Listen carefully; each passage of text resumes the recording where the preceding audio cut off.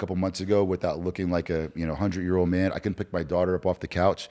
I did my knees, I did my lower back, and now I can pick up my kid off the couch, put her to bed. I can walk. I'm moving around. I know it works. And so these therapies work. I believe they're being taken down because they work and they are a threat to the medical system. Welcome back to the Kris Krohn Show, and today I've got Carlton, Washington here with a fascinating background because the man completely reinvented himself off of Wall Street and then went into an entirely different space. And so we're going to be jamming on that. Carlton, how are we doing? Doing excellent, man. Thank you for having me. Yeah, so I want to just go back for just a moment to what your life was like when you were into private equity, banking, insurance, and that entire space. Like, what was it about that life that you built for yourself that you weren't liking? So, yeah, man, first, thanks for having me here. Yeah. That banking space for a while was fulfilling for me. So when I got into it, we were in a different era. This was pre-08, 09. Okay. And so financial sales, financial product sales was exciting. Yeah. Working in that boiler room type of environment. That I kind of went from that into the normal traditional banking and financial advising role. And it was fun and it was exciting. And that was all I knew, but I was also in my 20s. And so I knew what I was taught. And so it wasn't until later that time that I realized I was doing some things and selling some things to people that I probably shouldn't have been. And over time that started to wear on me, especially after 08, 09, because I wasn't really helping people. Most of the time I was hurting people and not really knowing prior to that. Would you be willing to just get a little more open on that and go really specific with me? Absolutely. I mean, I can give you a couple of examples. I mean, when I started out at Wells Fargo Financial, for instance, I mean, we're in there.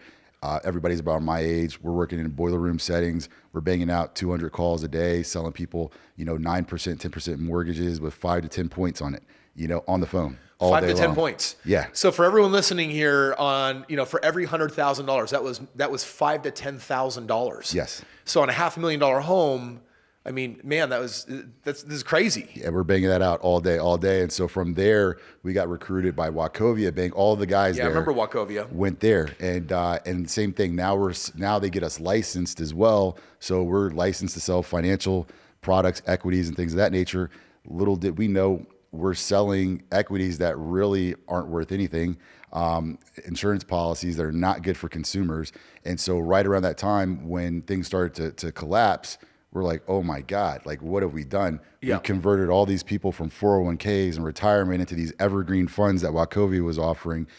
At the same time, I started going back to school. I did a research paper on this and was able to find out that these banks were insolvent the whole time. Like that was like public information.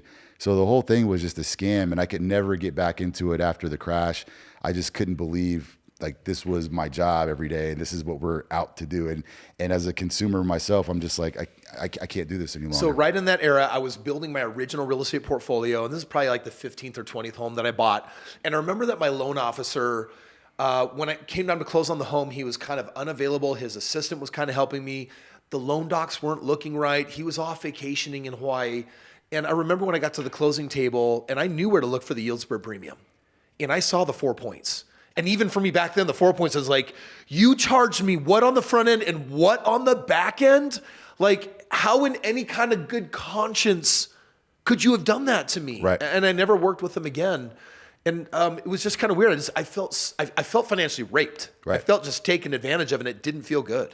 Well, a lot of us were so young that we didn't know what we were doing. We were brought into that right out of school. So we just thought this is the way it was. Yeah. And didn't find out until after 08, 09, I went back to all those places, all the neighborhoods where I was doing business and the homes were boarded up, and a lot of those places went into foreclosure. Dude, I remember when 08 hit, it was October 17th. And I'll never forget that on that day, I was supposed to, close a loan with Washington Mutual. Mm-hmm.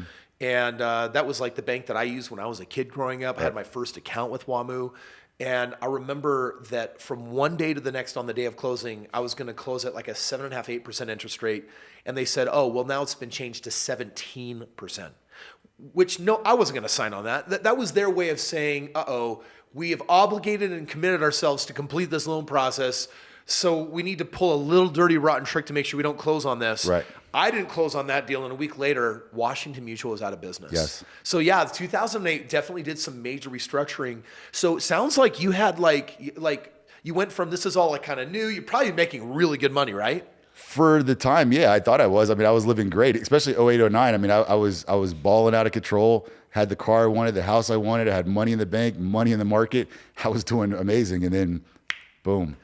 And then and then there was never really a chance to get back into it, or you didn't want to get back into it. So I didn't want to get back into it. I kind of I went into the insurance business for a while in real estate, and I liked that. And then all of a sudden, my wife wanted to uproot us for her career, because she's like, I moved to Atlanta. I was in Atlanta at the time. She's like, I moved there for you. She's like, now would you support me? There's an opportunity for me to get back to where I'm from. Yeah. And I was like, well, I don't want to move. I'm in this great position now. And I gave her all these stipulations just to appease her. And then she came back and they gave her all the stipulations. Are you serious? So I was forced to move to South Florida, and I couldn't get a job to save my life, even though my credentials were what they were. And so I was 7 months without my wife, without my son. And so finally, like, I just took a job back in the bank to get there. And that's when I was like, oh my God, what have you done? And that's when I was like, you got to figure something out, man. You know, it's there's so many people out there that are living, I think, a life not true to themselves. And it's weird how we get there, because in the beginning it's like, well, I've got this job and I don't really like it, but I'm doing it for the cash. And it's a weird almost form of prostitution where I'm going to do something I don't want for money. Yeah. And 85% of people, to some extent, are caught in that rat race where they're not really enjoying life at all. But obviously, there's varying degrees. Sounds like for you, it was at a really bad spot. Yeah, really, really bad. I mean, I felt like a caged animal. And I'd also seen what's on the other side of that before. So I had built a life where I was getting to do the things I wanted to. And then that was kind of, I gave that up. Yeah. And so knowing what's on the other side of the mountain, I was walking every day like, this can't be my life. This can't be my life. I'm servicing guys coming into the bank who are my age, pulling up in, Rolls Royces and Lamborghinis and getting cash to go on vacations. And I'm just sitting there, in this monkey suit, working there for a paycheck. And I just couldn't take it anymore. You did something pretty dramatic and different in life, and I know where you're at today, which, by the way, I mean, for those that don't know you, you are in like the fastest climbing space in your industry that is franchisable. Yes. And there's a lot of people getting in this space right now. I'm familiar with a lot of the players Yes. because this whole anti-aging movement, it's huge. People are really starting to catch on. They're like, oh, we believe it. We know people will live into their hundreds. We know people will be 110, 120. And if modern medicine keeps us alive and we have that functionality, that doesn't mean that we have quality of life. Exactly. And so more and more, it's not just, well, I want to stay young, hip, and sexy and hot. It's like, actually, when I'm in my 70s, 80s, and even my 90s, like, I want to be able to live a more full life. So we're going to get there. How did you make this transition? So, like I was telling you, I was really unhappy in the place I was. I was waking up every day. I looked like one of those actors in the psych medicine commercials, sitting on my bed, holding my head. Dude, you were Mr. 2 a.m. depressed. Yes, absolutely. Yeah. And so I just got to a point where I was willing to do anything, literally anything other than what I was doing. And I didn't care what the consequence was. In 08, 09, I filed bankruptcy prior. And so that really took away my fear of failure at the time. I was like, screw it, I'll just do that again. Yeah. If it I got nothing to lose. Yeah. I'm in my reset. So I've been a patient of hormone replacement therapy in Atlanta before I moved to South Florida. It had changed my life, and I always tell people it kind of separated me from my peers at a time where I felt like the effects of aging, in terms of at work and being tired and my body composition. And so I just thought, hey, if I'm going to take a risk, why not take a risk with something that I know works? I know it's going to be life-changing for people, and I know I can stand behind this. And so at the time, a lot of my clients happened to work in medicine. And one of the guys that was a favorite client of mine had been in the compounding space before. And he was like, hey, if you want to open a business like this, you need at least 50 people to support you out of the gate. And I was like, well, I don't know 50 people. I just moved to South Florida. So he's like, well, you need to figure that out. And so a guy was training me for a bodybuilding competition at the time who I just met. He was highly recommended. And I was like, well, this guy, he's a pro bodybuilder. He knows everybody. Everybody knows him. Let me go and ask this guy if he wants to do this with me. So I just like, hey, can you meet me at Starbucks real quick? And he was like, he doesn't even know me other than for training. He was like, what about? I was like, I'll tell you when we get there. And so I'd been working on the business plan, passed the business plan to him. I was like, hey, look, man, I need a partner to do this business. Is this something you'd be interested in? And he's just like, okay. Just Wow. like that. Yeah, he just Just sat there, like that. just like, okay. Stars lined up. And I was like, are you sure? He was like, yeah. He's like, where am I getting the money from? I was like, I don't know. We'll figure that out. I was like, I work at the bank. We'll figure it out. And so the very next week, we started looking at site selection, and we opened our first store 4 months later. And what was it originally called? Forever Young. Okay, so Anti-aging. Forever Young was the first, and you guys basically said, we're going to specialize in. And so we have a look your best side and a feel your best side. So we have non-invasive things for aesthetics, anything that's like facial injectables, skincare, anything that's in that category. And then we have a wellness side, which is hormone replacement, blood work, nutrition, and anything along those lines. So it's a little bit med spa on the one side to look good and have people say, hey, I'm addressing my wrinkles and the bags under my eyes. I'm doing some things for maybe some confidence. But then on the other side, I'd say, yeah, but what are you actually doing inside to increase and work on that longevity? Exactly. That was the concept. And so we always tell people we are not a med spa. We are a vitality center. And we do all of these services under one roof. And sometimes people come in and they have no clue that these services exist because they just want to come and get their wrinkles gone. And then we're educating them and crossing them over to a comprehensive plan. So you did this, how many years did it take for this first store to really kind of find its legs before it really started coming together? We opened in August of 2014. We thought we were going out of business in January of 2015. Little did we know it was seasonal. Yeah. So all of the foundational work we put into marketing exploded in February of 2015. So Really? we went, the first year we did 214K. The second year we did 2.1 million. Real quick, $214,000 in the first calendar year. Yes. And then 2.1 the second. 2.2. And at what point did you start thinking, maybe we should franchise this?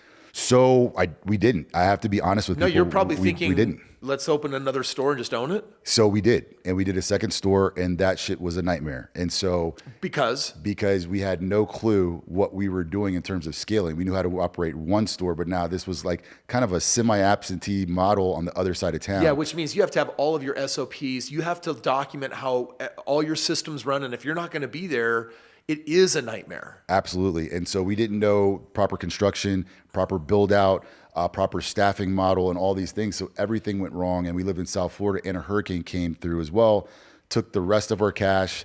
We were financing this all with merchant cash advance debt, by the way. So we were using 30 to 40% cash. Yeah.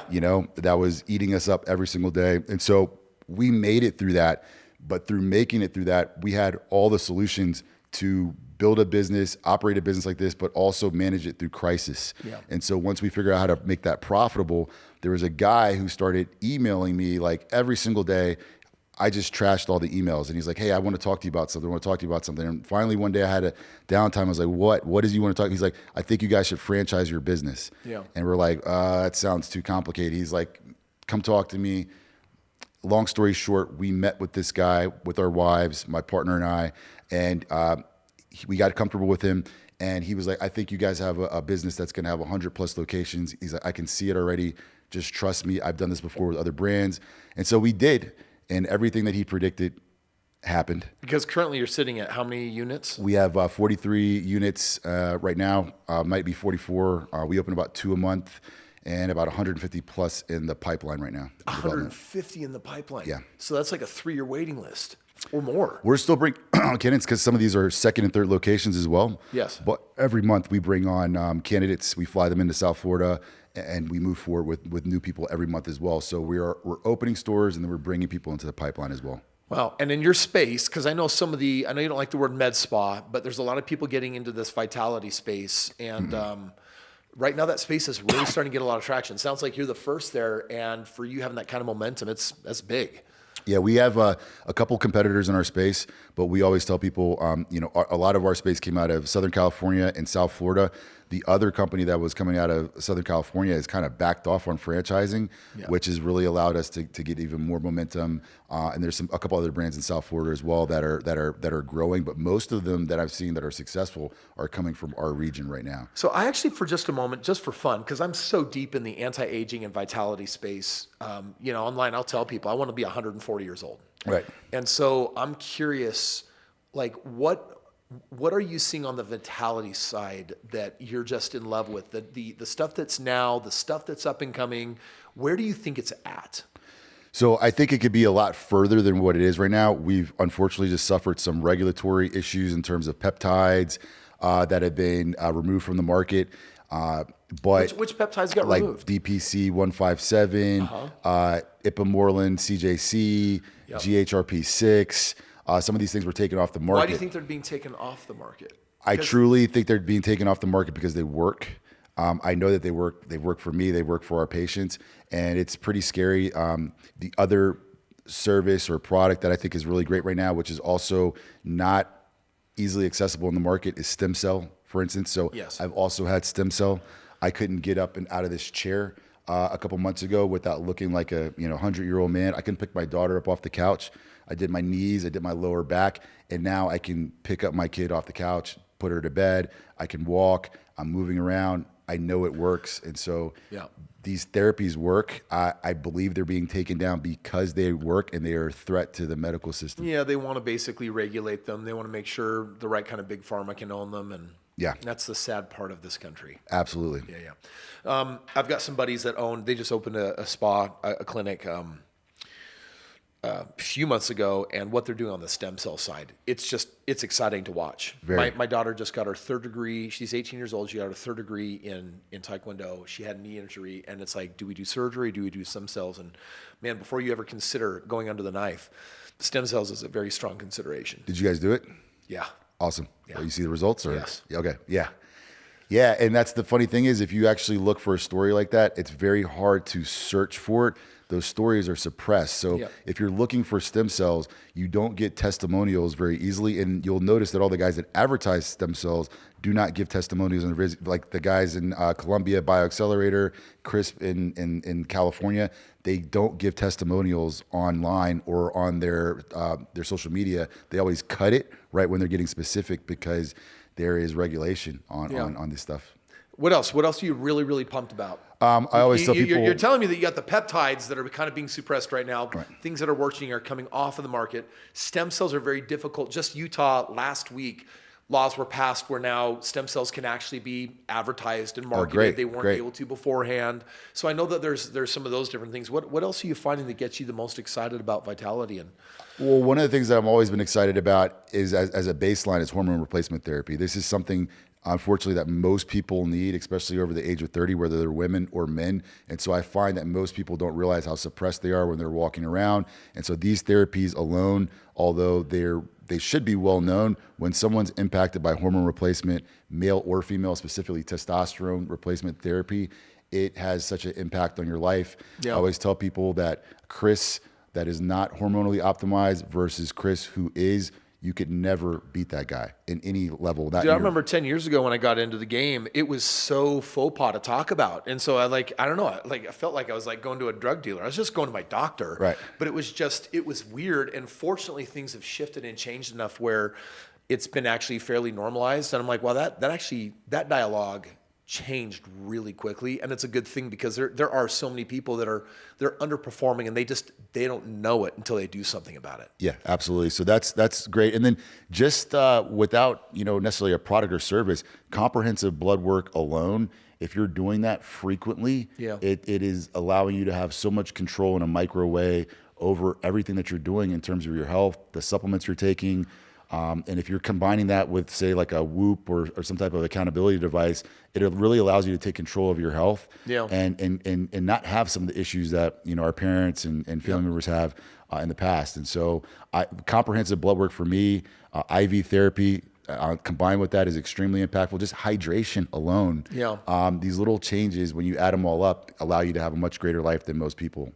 What do you think is a reasonable budget for people that want to prioritize their health? Because there's going to be a lot of people that look at that space and there's wants and there's needs. For me, I'm like, dude, anything that I can do to impact my health today, especially the things that keep me younger today and slow that aging process. Unfortunately, there's a lot of people that are going to wait until they're old and ailing and then they're going to say, well, can I do something? I'm like, to be honest, you needed to do something like 30 years earlier, 20 years earlier so that you're not going to be in this situation. Absolutely. So I don't know how people will react to this, but I would tell anybody, I don't care what stage of life, $6,000 to $12,000 a year should be your minimum budget for your health and wellness. Maybe you can include your gym membership in that as well. But 6,000 to 12,000. I don't care what your job is. I don't care if you're a McDonald's, employee, manager, whatever. $6,000, because if you have hopes and dreams beyond whatever you're doing, this budget has to be present.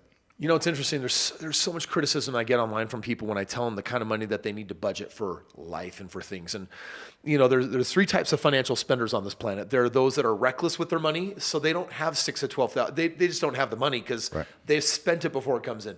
Then you've got the savers. And the penny pinchers, they also won't part generally with $6,000 to $12,000 because they have a motto that says we have money because we don't spend money. Right. And then right in the middle, you've got the investor. And I feel like this $6,000 to $12,000 is really just an investment in my health. No different than I got, $60,000, $70,000 right here. I'm gonna use this to buy a property. I'm gonna put 20% down on a single family home. My money's gonna perform at probably 35%. It's gonna double every other year. So I'm putting money in because I'm multiplying it. I'm growing it. I'm getting something out. I invest in my marriage. Like my wife and I, we have conversations about what are your needs? Like how many minutes do you need from me? What kind of activities? What do those things look like? And then we go out of our way to service each other, because if our marriage is strong, if our health is strong, our finances are strong, but I bring up the money game first because everything touches money.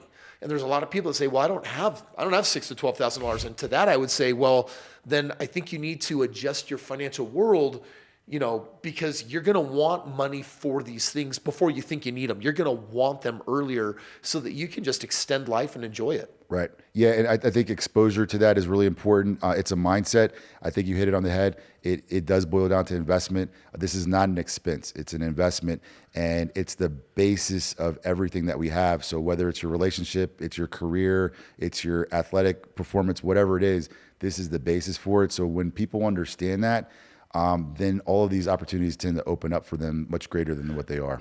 Now, because you're a business partner, you guys have something kind of weird going for you. On the one hand, it's just like look good, feel good, but you got some bodybuilder energy in the ownership team here. So what do you guys do, or do you, when it comes to actually suggesting health and exercise plans and things to actually say, hey, and on top of like what you put in your body, here's some things to do with your body so that you can just be healthier? So yeah, that's the basis of all of our encounters on the wellness side. It starts with going over body composition. It starts with going over comprehensive blood work. It starts with conversations about nutrition.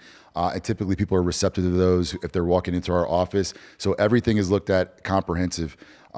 And it's funny because he was coaching me for bodybuilding, and he was a very successful bodybuilder. And now both of us are far, far away from bodybuilding and really don't recommend it to anyone, just because we've seen what happens on the back end of that. So we're really encouraging people to live healthier lifestyles, fit lifestyles. We tell our patients, we tell our franchisees, we're not looking for you to be a bodybuilder. We're just looking for you to be your best self. And usually we can determine what that is based on blood work, based on body composition, and how they're feeling, what they tell us. We used to be huge, meathead bodybuilder, advocates. And now after seeing, peers and friends, die over the years, really kind of taking a step back from that. I'm sitting at the heaviest I've ever been. I'm 257 right now. Wow. And I'm trying to get up to 270 before my cut. And this fall, I'm doing my 4th show. I think it's honestly going to be my final, because it's been fun to manipulate the body code. And, last spring on stage, 3% body fat. Oh my God. It was a cool thing to go through. It was a great experience. I think it's helpful for everyone to really understand the mechanics of their body and understand, wow, when you eat this way and you exercise that way, here's what you can do with the body type that you have. But no, I also think it's hard on the body. Yes. And so my wife and I were building out a wellness center in our home right now, a full spa and everything. And a lot of what we're really looking for is, hey, like, for the next 100 years, like what different practices do we need so that it's not about the biggest muscles or putting the most wear and tear on joints? It's really what is the ideal approach to longevity? Every quarter I get my blood panel done, and I do a full workup and panel. And basically I'm just always curious, like, what are you seeing and what's going on? I'm kind of curious, when you take a new client in and you're trying to figure out, what to present to them. What does it look like when you look at their composition, when you look at their blood panel? Like, where do you go from there? So it's really just kind of like going in and cleaning up someone's garage or cleaning up their room. So when they do the blood panel, looking for red. Whatever prints out in the red, like, why is that? Why are your liver enzymes high? Why is your kidney function distressed? Why is your white blood cell count high? Yeah. Why is your, estrogen through the roof and triglycerides at 300, like whatever is on there. And we're like, okay, how do we attack that? And then on the body composition side, are you hydrated? How much muscle mass do you have? What is the recommendation here? So if it's saying that you need to lose, 10 pounds of fat, put on 5 pounds of muscle, that's the guidance we're going to give. We're going to partner you with someone that can help you. And then on top of that, we're going to, if hormone replacement is a recommendation, we also know that this might be the reason why you are 10 pounds overweight and why you need to put on 5 more pounds, because you can't synthesize, protein into muscle. And so we're able to kind of be nitpicky about all these little things and say, okay, we're going to clean up your liver. We're going to increase your testosterone. We're going to reduce your estrogen, and we're going to reduce your triglycerides. And then boom, the person comes back in and they're like, oh my God, I haven't felt like this in so long. We're like, well, these are the reasons why. Yeah, it's amazing that you've put enough of a science to it so you can figure out how to manage that. I'm going to have you diagnose something on me in just a second for fun. But first, I'm backing up and I'm thinking, okay, it was probably 12, 13 years ago when I really had my health awakening. I was doing a lot of dieting. I couldn't lose certain body fat that I wanted to. And I didn't want to be a meathead, and I didn't want to put on weights, but I had this cool breakthrough moment with my coach and realized I should cater to my body type. And in 6 months, I put on like 15 pounds of muscle. My body shape changed. I got that V look. And now I've been living that way. And I've also, have had the resources to basically work with doctors and to get the systems aligned. And I'm like, man, I think I take it for granted that that's my normal. Right. When you look at what most people are dealing with, and it's just like we constantly have sugar like just shoved right in our face. It's always available, and let me just like show how judgmental bastard I can be sometimes. Sometimes I walk around and I just look at people in public, and I'm like, man, this does not feel like a healthy culture. Last year, my wife and I, we went and visited Brazil, and we were in Sao Paulo. We were down there, and the people were so fit and health conscious, and people were running everywhere on the street. And I was like, oh my gosh, like these people, they love working out, and they have these gyms like on every corner on the park, and people just basically they love to be outdoors, they love to run, they love to do their soccer, they love to play. And I'm like, what a cool thing. In America, it's not that way, right? You definitely have your super fit club, right. But it's amazing how so many of us, I think, are letting our health go at a time when I just judge it sometimes. Like, man, how do you have a sex life wearing that body? Or like, how come you're still alive wearing that body? And I think some of that comes from just obese parents. Like my mom and dad growing up, I could see how depressed my mom was from almost bedridden, just because she was so overweight and depressed from it, and right. Everything was always about her weight. My dad was overweight too, but he did a lot of physical labor, and between the two of them, I just remember just thinking, I'm going to be that transitional character. I don't want to be that, because right. I already knew what it was like when I was chubby and as a fifth grader to get made fun of. I'm like, right. My parents are old, and they still got it going on. I'm like, I can't imagine at my age doing it to their age. And I just made the decision. I'm like, that's not going to be me. I got to figure out a different game. But absolutely. So I think that's probably why you're in a thriving, growing space, because I think a lot of people are having that awakening. It's a lot of people like us. I mean, that's the same way I am. I watch, my aunts. I got an uncle, lost a toe, then lost the leg, and then he went blind. And I had many different family members like that from diabetes, right? Yeah. And they just couldn't stop. Like I remember when we were kids, they had we didn't drink water. They had cases of soda of every flavor stacked this high on the ground, and when they got this low, they would go back to the store. Yeah, and so I think there's a wave of people like us that are coming now that don't want to be that, and I think you see a lot of that. But one of the things that, like you brought up, some people don't understand this, that when you go to a place like Brazil, you go to Europe, you go to Africa. If these people were to come to the United States and they do their blood work, and I put it side by side with a U.S. citizen, their blood work is different. Yeah. Their hormones are different. Yeah. Their testosterone levels are optimal. So they're double, triple what a young man or a young woman are here in the United States. Yeah. I think so much of it also just comes down to our food. It's not just lack of activity. I just, when I get to the back of the box and I can't understand everything, I love this new movement that's emerged where everyone wants to look at being responsible with the ingredients and how Right. natural things are. Although I have to remind people that just because it's natural doesn't mean it's healthy. Right. Exactly. Yeah. Do you know what Yeah. I mean? It's Yes. like, it's organic. I'm like, it's sugar. Right. It's organic sugar. It's sugar. Right. So you've been on a really interesting journey. You guys are rapidly exploding in your space. I think that's really, really exciting. Well, like 43 stores. Are you been focusing mostly on East Coast, West Coast? Where are you guys right now? Originally, we weren't too regionally focused, but right now I think we are trying to be more concentrated in areas that we are heaviest. So probably southeastern to South Texas, we have more stores either open or opening than we do in our home state of Florida. But we're all the way up to New Jersey, stores building up there, Pennsylvania. So I'm assuming that we're just going to stay within this region of southeastern to South right now. We do have a store in Oregon, but we still want to try to be able to reach all of our franchisees. Yeah. Physically. We don't do everything over Zoom. So logistically, we want to stay based in places where we have a good concentration. Got it. I write you a $10 million check today. What's going to change in your life? More real estate. That's about it. Nothing. So you're a man on a mission. Yeah. At this point, have you crossed that barrier in your success where it's like more money is just more money? No, I have. So we just did a transaction, a private equity deal, in which I took some chips off the table. But I'm still working for that other portion that's still there, the smaller, greater portion. But with the funds, it hasn't changed a thing. I haven't even taken a break yet. I haven't even taken a vacation yet since October. Really, all I do is look at real estate and go back to work. Yeah. So, yeah. Can I mess with you for a minute? Let's do it. All right. So with business owners, some business owners, I don't know if it's you or not, but some get stuck in a trap. And the trap they get stuck in is it's like, okay, so I started off by being an employee, and then I realized that wasn't really for me. I started my own business. That sucked. But I survived it, and then I learned from it, and then we got good at it. And then at some point, the person that can found a company is often different than a person who can scale a company. Yes. You're clearly steeped in scale right now. And so there's those that will say, no, I'm going to be with Forever Young until we have 500 locations. There's that guy. And then there's the other one that says, well, I took some chips off the table. More importantly, I got my time back. And I'm wondering if it's time to reinvent me into my next thing, right? It's like there was me, the banker, now there's me, that's in the Forever Young space. And I don't know what you think about this, because sometimes I feel like some people will thrive the more deep they go into mastering their niche. And then there are others, a little bit more like me, where we achieved our bang for buck so long ago and we're not learning anything new.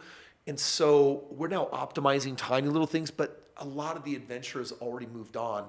Like when you look at where you're at, you've got this great, successful, booming, growing company. Have you kind of considered where your future is going to take you next? Yeah, you're pretty insightful. You hit it on the head. So the reason I'm here is a representation of what you just said.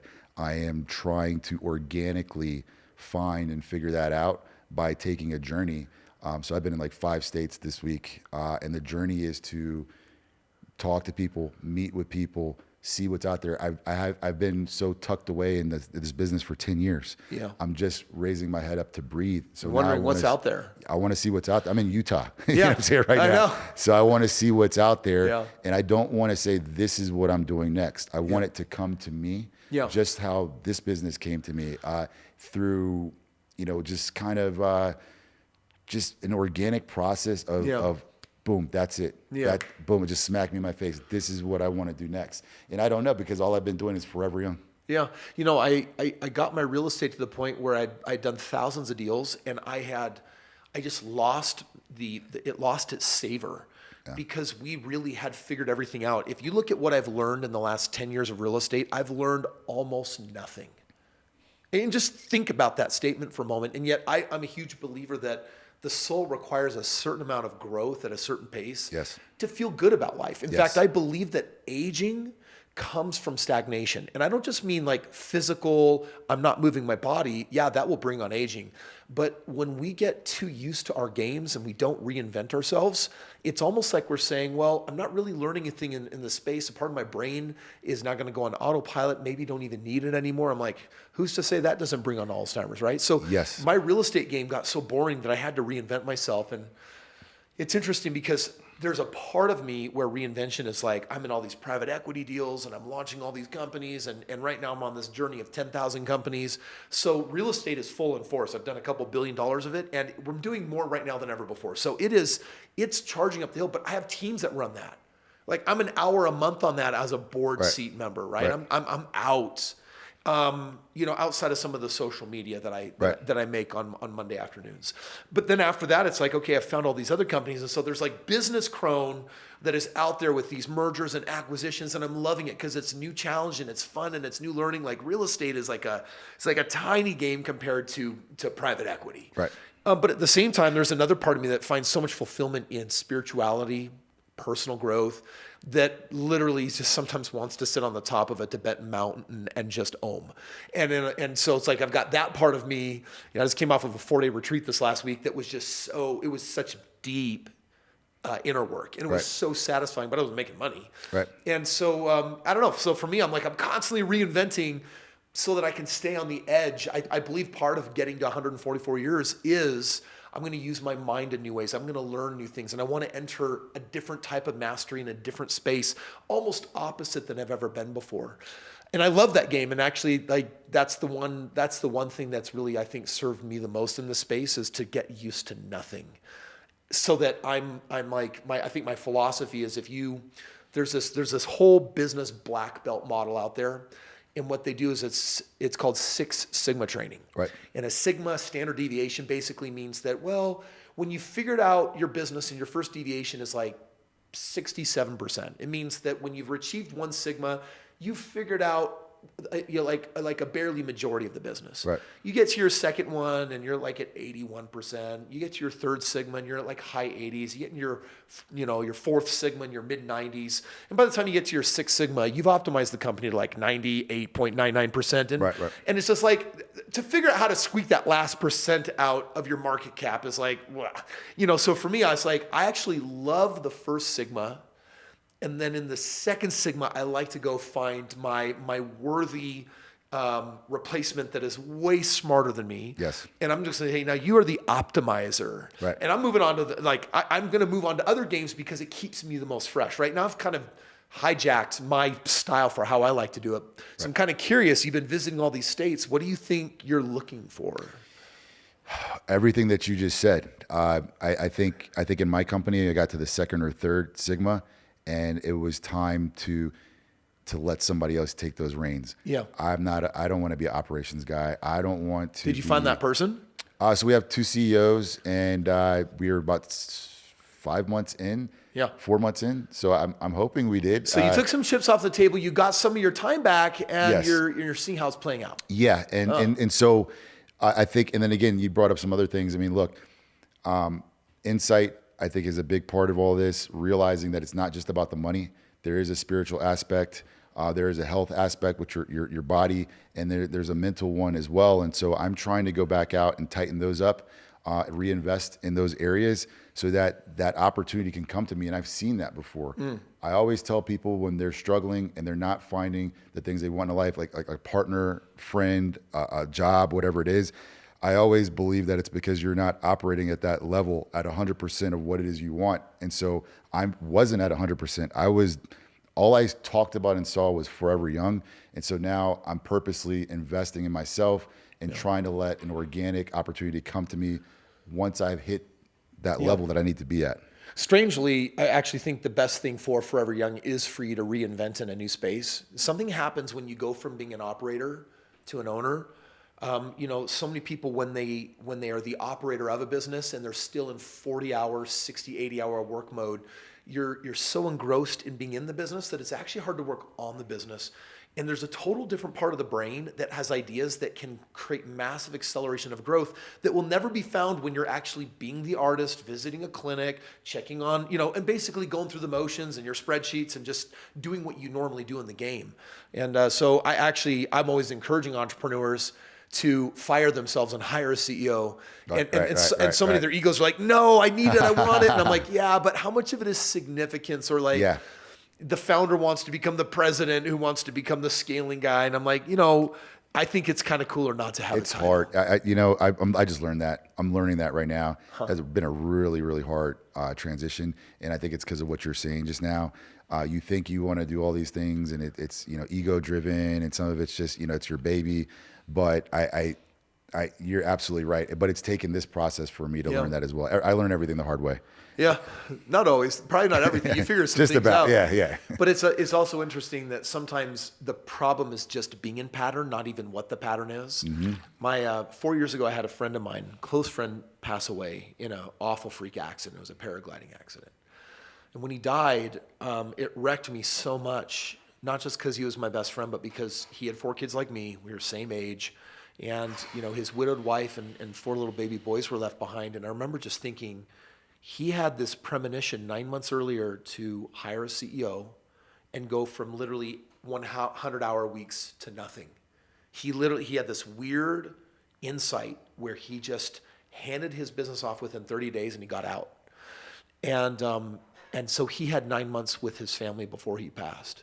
And I remember sitting there thinking, I don't know when the proverbial bus is going to hit me, but when it does, like, I'm already well enough financially off. Why is so much of my time being still in the money game? Like, it actually doesn't make sense.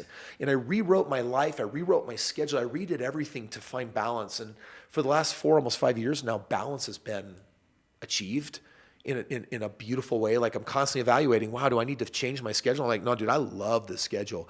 But really the schedule it was so hard to break the pattern for the first 6 months. I literally had twice a day, had to give my phone to my wife, put it in lock and key, because first of all, my habits were totally connected to this magical device.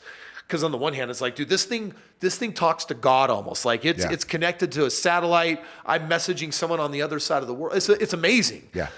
But also, like, being plugged in is such a distraction. And I had to train my brain, like, okay, before 9 a.m., I don't do any work. I don't think about it. I don't ask for inspiration. I don't want anything after 5 p.m., same thing. And then I kind of have a part-time schedule during the day where it's like my phone is now literally not for any business purposes, and I'm not going to use it that way.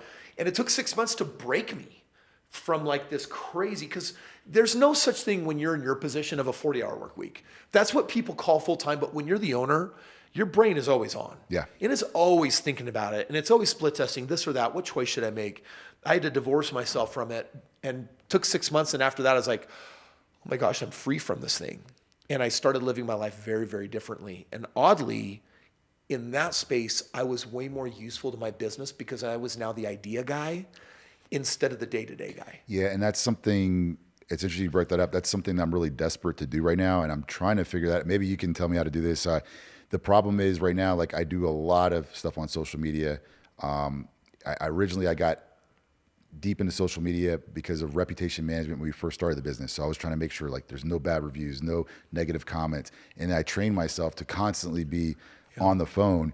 And I see that it's like robbing me. It's robbing me of time. It's robbing me of family situations.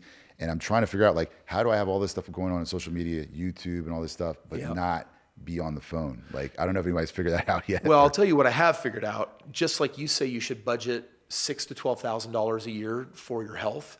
I look at that money. I'm like, parting with this money as a part of an investment into how healthy I am and how I operate, right? But I look at everything as an investment, and it's like, okay, like in your situation, I would part with some money, especially if you took some chips off the table, and I would hire out your whole social media. Never read a comment again. Never post anything. All of my work is usually shot in office on Monday afternoon, and I'm done. And so, like, people all the time are trying to DM me or message me. I'm just not there. I don't post anything. I'm not connected to it. I don't even look at my own social media there. I was there for the creation. Why do I need to watch it a second time? Do you know what I mean? Wow. And it's this bigger philosophy that says, if you want something done right, don't do it yourself. And the companion partnership is that if you can hire someone else to do it, you're obligated to. If you have the money for it, if you can, you should.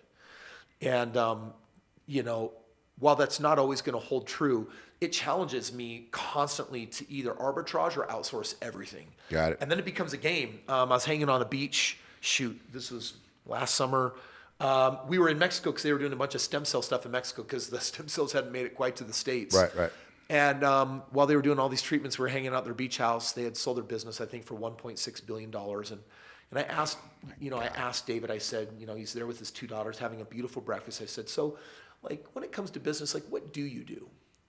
And his answer was very insightful. It's actually what I thought it was. It was everything I don't have to. He said, my goal is to do nothing. And that's not a comment of laziness.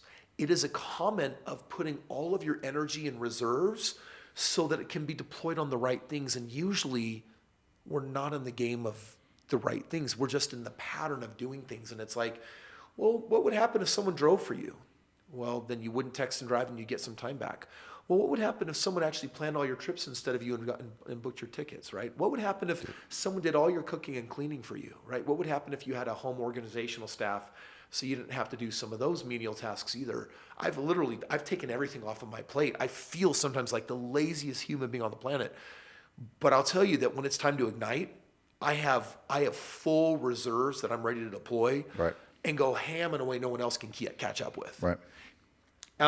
Definitely not everyone's way, but even at my age, I'm just bored. I'm bored with everything that I've been doing. That concept is what initially caused me to take the first leap of faith. Tim Ferriss talks about that. Yep. I had a friend who got me that book, that 4-Hour Work Week, and I let it sit on a shelf for a year. Yeah. And finally he was like, hey, have you read that book? I was like, fine, I'll read the book. Ruined me, changed my whole life. Yeah. I haven't gotten to the point that you're talking about, Yeah. but I am attempting to, and I totally believe in that, but it's like baby steps, like, Yeah. but that way of thought has completely altered my thinking, So we're talking about operating system now, Yes. right? Because sometimes we get caught up in the habit zone of like, what am I doing with my time and why? But really it's a matter of, well, what is the operating system allowed to do and not do? The book that just came out this month that I wrote called Time Machine it's all about how do you actually make the right decision? Because our operating systems are very attuned to these rational notions of, well, how much time will it cost me? How much money will it cost me? And how logical is it? And the problem with time, money, and logic is they are very left brain and they serve a purpose. But if every decision is made out of time and money, then all you value is time and money. Right. Well, what about the filter of joy? As in, do you prioritize choices that bring you joy? Right. Or do you prioritize choices that feel spiritual or inspired to you? Or do you prioritize choices that have to do with your energy outlay? So many people, they're depleted of energy by the afternoon. I'm like, well, that's because you make a whole bunch of choices that energetically bankrupt you. Right. Right. And so I'm actually fascinated with this game of life. I think that you're very much in right now. You've had enough financial well-being where you can really pause and say, I was doing it right then. Am I doing it right now? Right. What was true then, is it true now? Right. Definitely. Yeah. I mean, that's what's going through my brain right now all the time. And that's what I'm hoping through these kind of conversations right now. Like I just picked something up. I picked up like 3 gems for me just now. And so along the way, I'm trying to pick up all these coins and so I can put them all together and figure out what it is you're talking about right now. And one of the things I definitely have learned though, and you hear this all the time, it's just not about the money though. It's not about the money. After a certain point, it's not about the money. And now I don't know, I'm 44. How old are you? 44. 44. Okay, boom.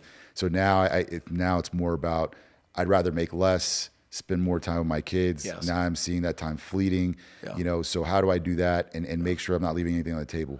Because I'm seeing so many people, whether it's from my banking career or from, interviews that we have with patients now who are on the other side of that and hearing and all of their regrets and kind of writing them down in your head. You're just like, I don't want to be that guy, man. I look at how I spend money today versus how I used to. Because in the beginning, when I was making $1 million a year, I was basically, had a nice lifestyle, but I was trying to preserve as much as I could for investing. And my definition of investment in the beginning was put your money into things that make you money. Yes. And then after that evolved into put your money into things that give you time. Because do you really want to master money or do you really want to master time? And time is way more valuable than money, right? Like time is finite. You can never get it back. And you can't do much to earn more of it unless you're attending Forever Young's clinics. Right. Money, however, you can always make more of it. And so it's a weird game that we I'm convinced that if an alien species was like viewing human behavior, we have on the one hand this Benjamin Franklin adage of time is more valuable than money. But I think that when you look at our behaviors, it's the opposite. I think that we're doing things for more money. And I got to this weird point. I remember the first time I was making like $10,000 an hour in my career. And I didn't know that you could get there. I was like, I just kept trying to double my income. And I remember when I got to 1,000 an hour, I was like, oh my gosh, this is crazy. 2,000, 5,000. When it got to 10, I had moments where I would sit down with my kids and I'd be playing a board game and I'm like, I just lost 10 grand. And I was like, wait, that's messed up thinking, bro. Like, Wow. this hour with your child was to make a memory and connect and do something that money can't buy. And if you believe money can, then you're constantly going to choose out a family and make more money. Absolutely. So it's weird, this evolution that in the beginning, it's like, well, I got to figure out how to value money so I get good at making it. But once I get good at making it, then I actually have to value time. And then if I value time, then I have to learn to ultimately figure out what honors my highest and best choice, which usually has nothing to do with money at all. Yeah. That's an American problem I see. Very Western. My daughter, we sent her to Madrid last year for school. And when I went to go pick her up, I had to drag her back. Yeah. And she's like, I don't want to go back. And I didn't know why, but I spent a week over there and I was like, oh, now I know why. Because they don't work for money over there. Yeah. They work for time. Yeah. And so everybody over there is moving at a different pace, Yep. enjoying their life. And you can feel it and tell.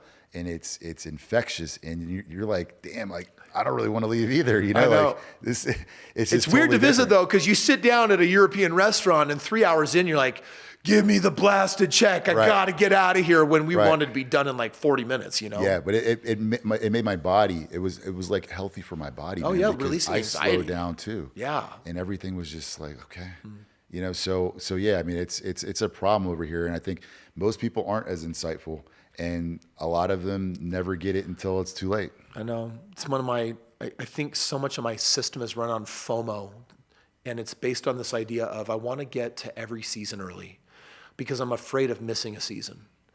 And it's like, I was retired originally at 26, and which meant I didn't have to work. And the money I had coming in was 4 times more than all my bills. And I all I knew was people were struggling to retire in their 50s and 60s. And I was like, what if I want to skip that problem? If I figure out all the money stuff in my 20s, then I'll just be able to live a different life. It's like, oh, what's next? And it was like, well, I really want to, I want to experience true love. And I found super young, like the love of my life. We've been married for 22 years. We have 4 kids. And our marriage has never been genuinely stronger than it is right now because we invest a crap ton of energy into play and fun and learning and growing and Right. just spending time together and, you know, cleaning out the basement from time to time.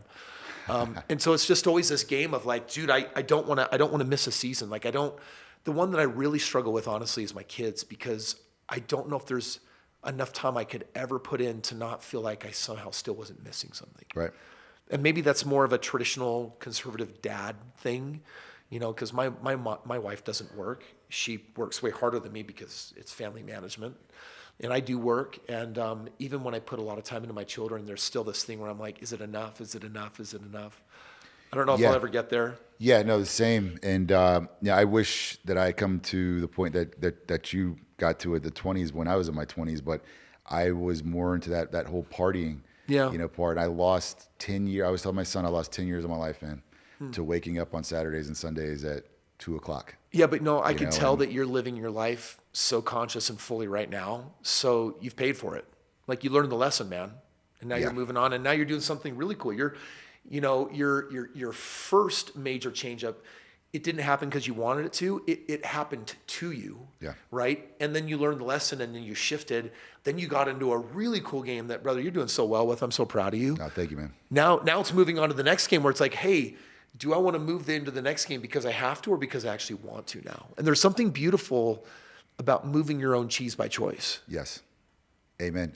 Yeah, it is. I thought about that when I came out here today. I'm like, wow, I'm in Utah right now, man. It's like it's snowing now. It's sleeting. You know, now it's raining. Yeah. I don't know where the hell I am, and that's great. That's kind of exactly where I want to be. You're on walkabout right now, bro. Yeah. You are totally just weighing in on all your options and trying to figure out what your next is. Yeah, man. And That's a so cool spot.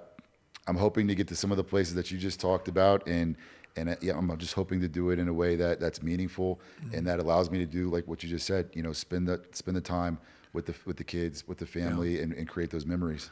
The biggest reason why I wanted to interview you today is because you recreated your entire life all over again from, a problematic way where the conscience wasn't where it wanted to be. You felt like you lost a decade. You look at what you've created, and it's really amazing, and it's cool that you're in the space to now do it again. Oh, thank you. And if people want to learn more about you and follow your story, or especially check out Forever Young, I think you guys are, you figured it out, because a lot of these other new brands that are up and coming have struggled to. So you've got a great sustainable model. If people want to learn more about you or Forever Young, where do they go? Yeah, so again, thanks for having me today. For Forever Young, it's Forever Young with the number 4, foreveryoung.com. If you want to find me on Instagram, it's Carlton Washington, so CARLTON _Washington or on LinkedIn, Carlton Washington. I respond to those things, and right now I'm kind of in a transitionary period, so I help people, I consult, I do it for free just because I like it, and yeah, I appreciate you having me, man. Well, brother, thank you so much for being here today. Wishing the best of luck in this next transition, and obviously like the continued Herculean growth of your brand. Everyone else will join you on the next Kris Krohn Show episode.